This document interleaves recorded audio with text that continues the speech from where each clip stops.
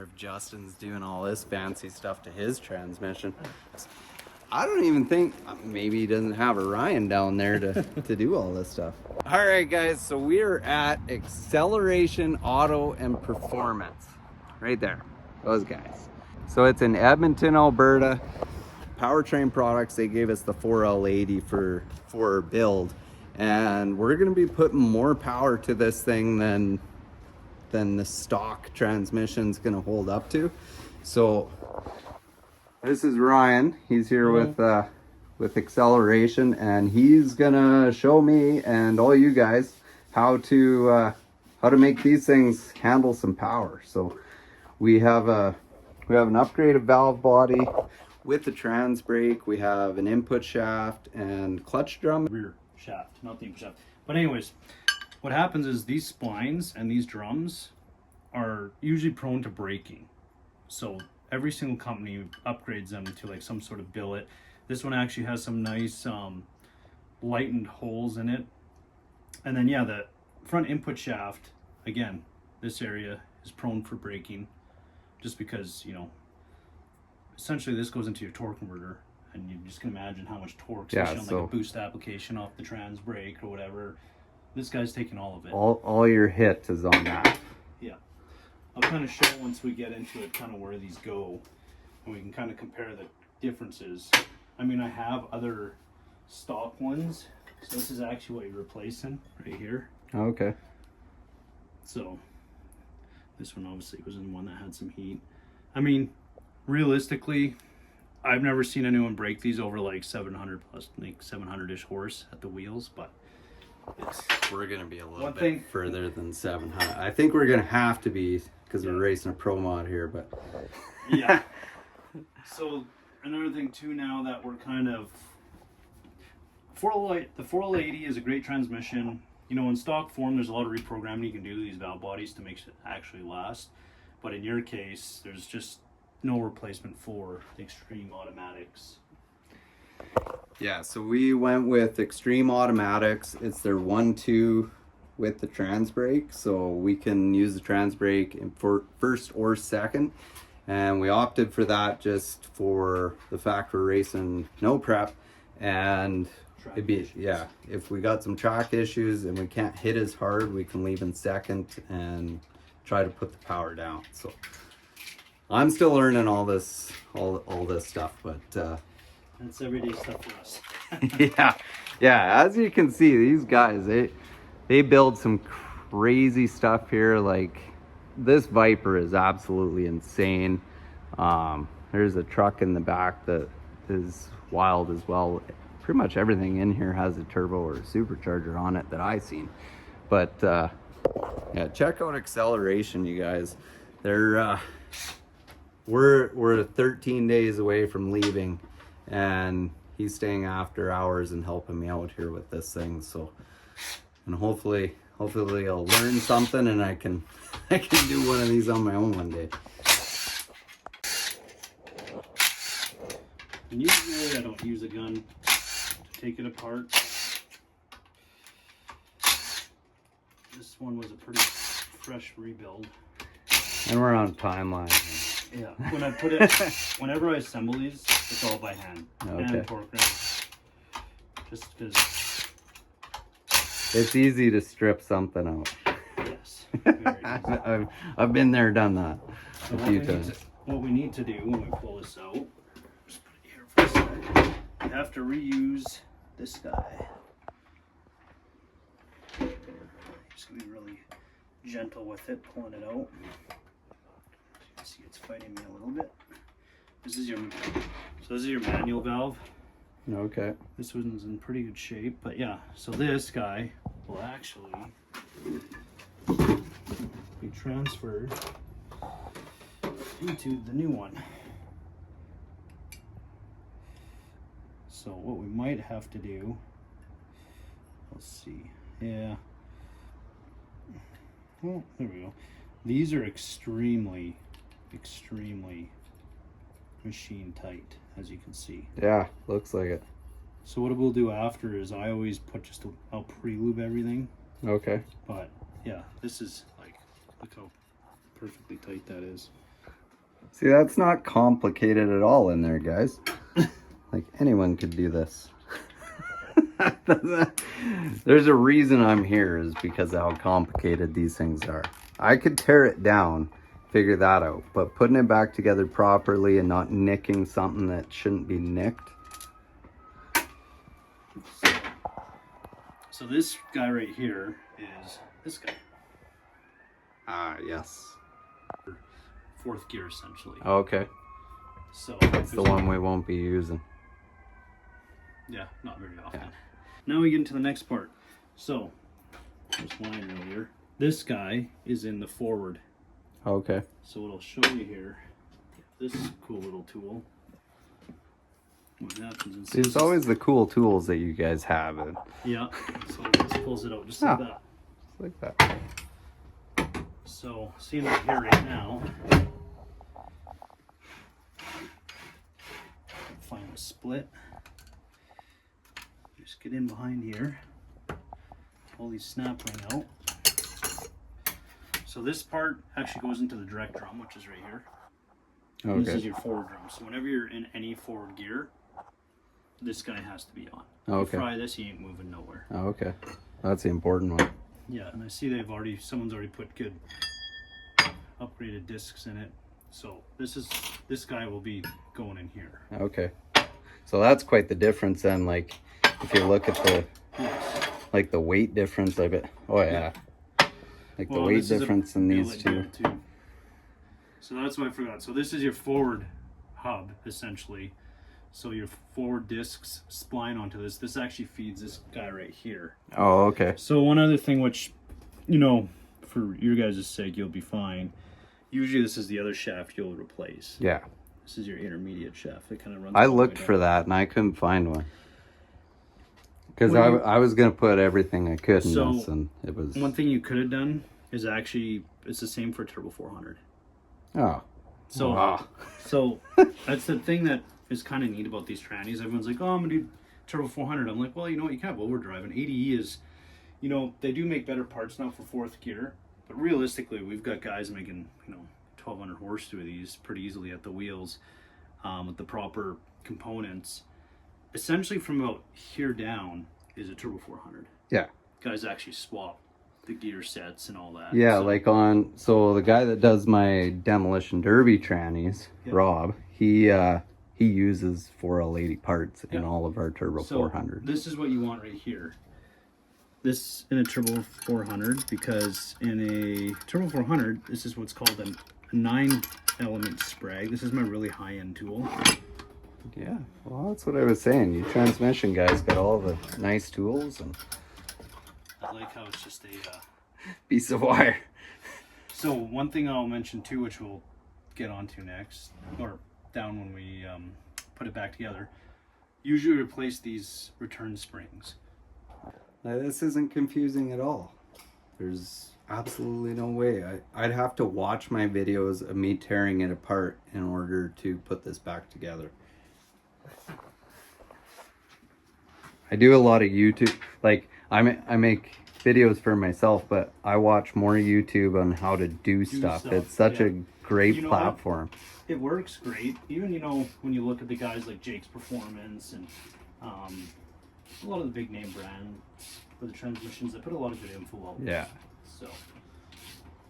Well, I think the first time I did it, I had it was an 05 Duramax, and the water pump went, and I priced it out at a dealer to get it done. They told me, I think, like $1,600 and 12 hours labor, and I was like, that can't be right. So I looked it up on YouTube, and yeah, it was an hour-long video, and I followed along, and I had it done in an hour.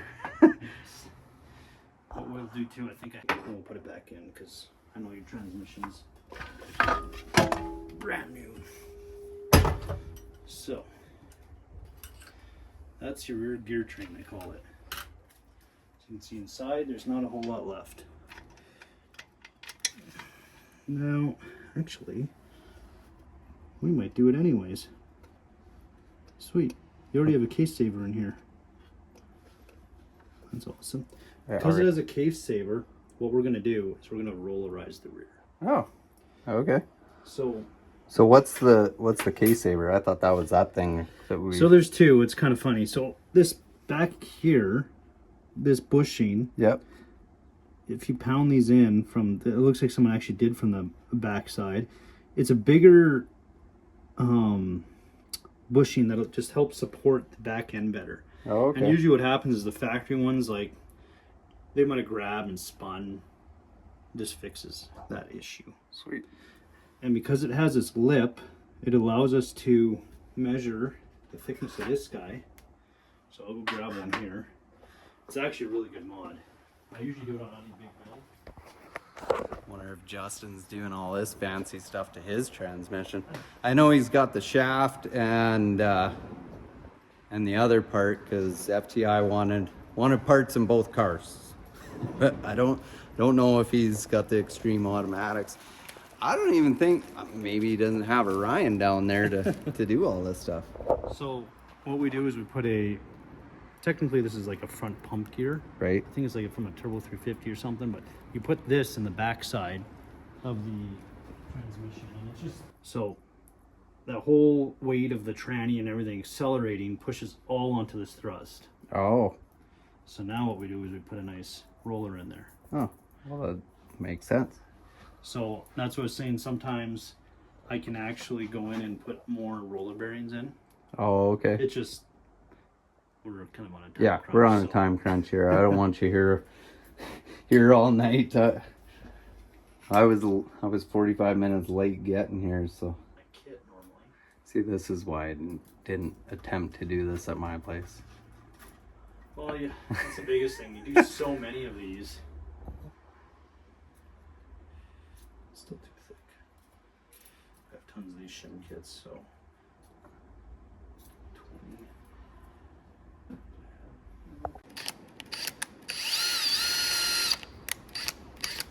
Let's try that again.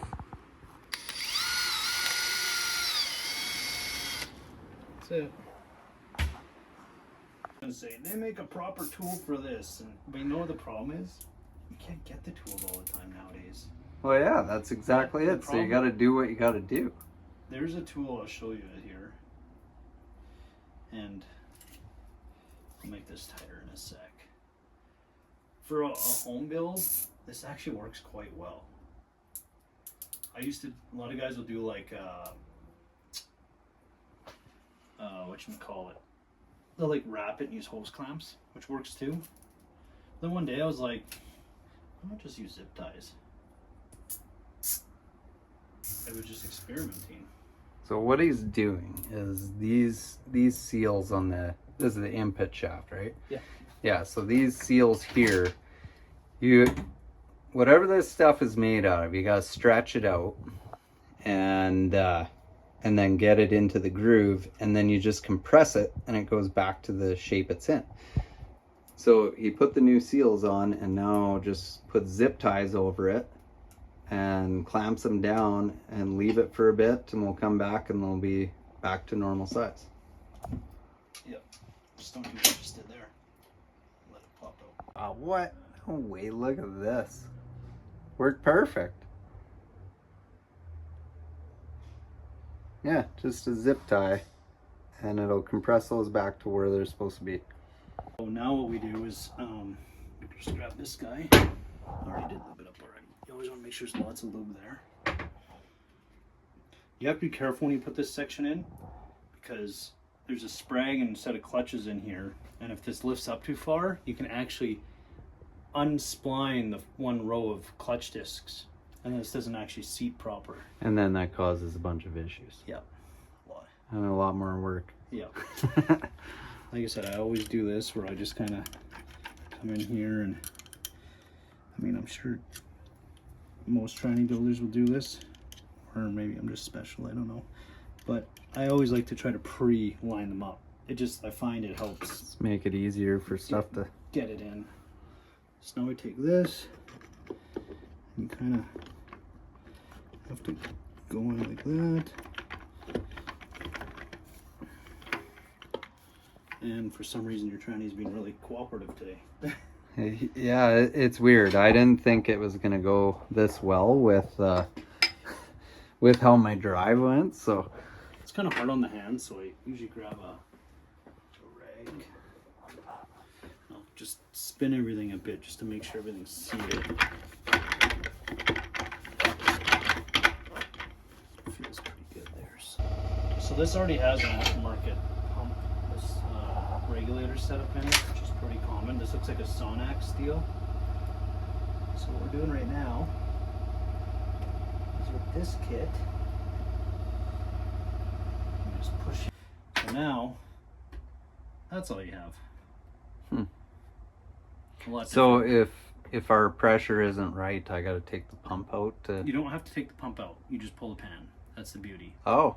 So this... Oh, that's probably one of those holes right there. That comes out right here. Oh, sweet. So, I don't think you'll have to. 180 is pretty, you know, for what you guys are doing, I think 180 will be more than ample. So perfect. And if you need the extra 15 psi, you got the washers.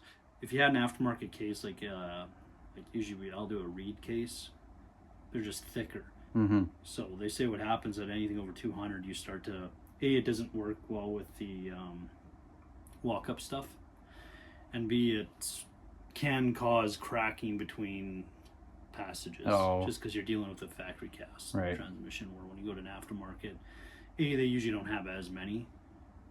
I can't remember if they delete them on some of those. It's been a while, but they usually design the cases for like trophy truck racing and whatnot. Right.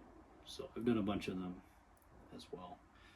So one last thing I want to do though is, as much as I hate to do it, is we're going to pull this apart and do all the secret stuff. Yeah. Yeah, perfect. Do one piece inside that I really do on these all the time. Perfect. So. All right, we're done doing the secret stuff now. Put it back together. Good to go.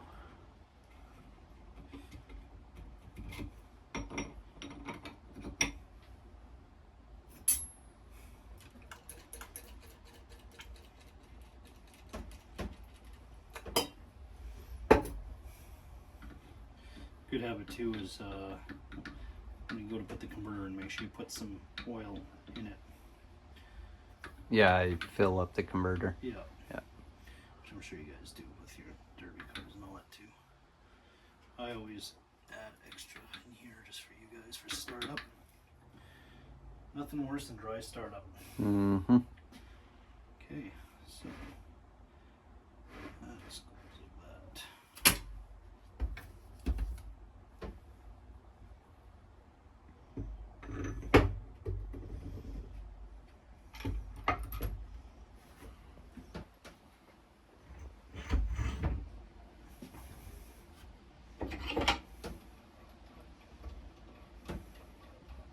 Easy peasy. Just like that. Just like that. I'm gonna take this guy, pop it like this, and I'll get you to line up the manual valve there. I think we're lined in. Yep. Now we go like that. Okay, so now the next stage you can help me with.